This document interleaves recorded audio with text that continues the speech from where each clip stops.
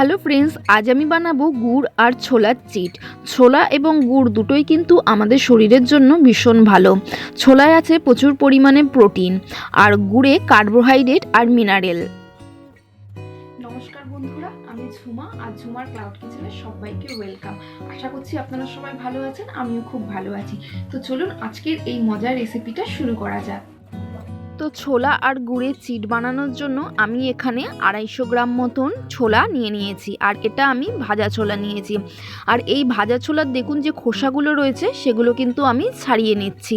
আপনারা কিন্তু বাজারে এমনিও খোসা ছাড়ানো কিনতে পাওয়া যায়, সেগুলোও আপনারা কিনতে পারেন। তো দেখুন আমি এখানে সব কটা ছোলা ছাড়িয়ে নিয়েছি। ছোলাগুলো একটু মধ্যিখান থেকে 2 টুকরো করে নিয়েছি।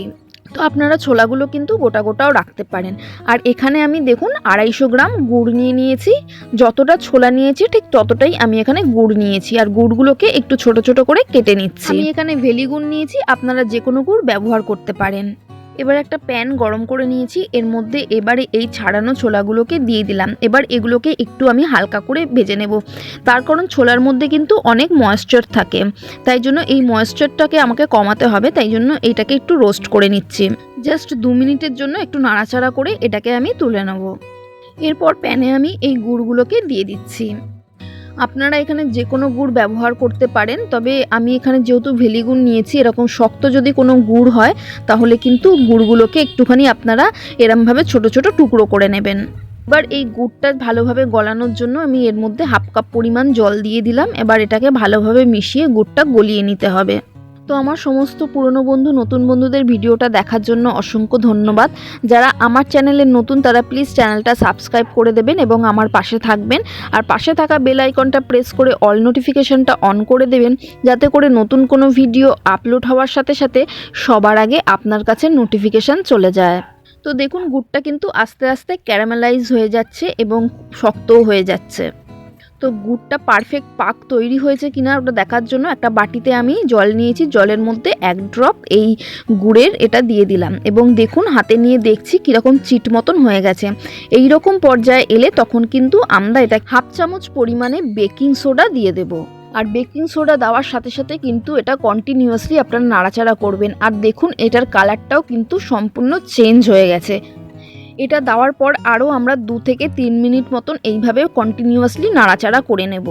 তো 2-3 মিনিট হয়ে গেছে। এর মধ্যে আমি এবার এই ভেজে রাখা এই ছোলাগুলোকে দিয়ে দিচ্ছি।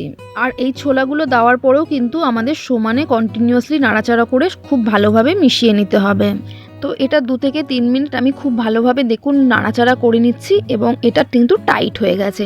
এবার এটাকে আমি নামিয়ে নেব।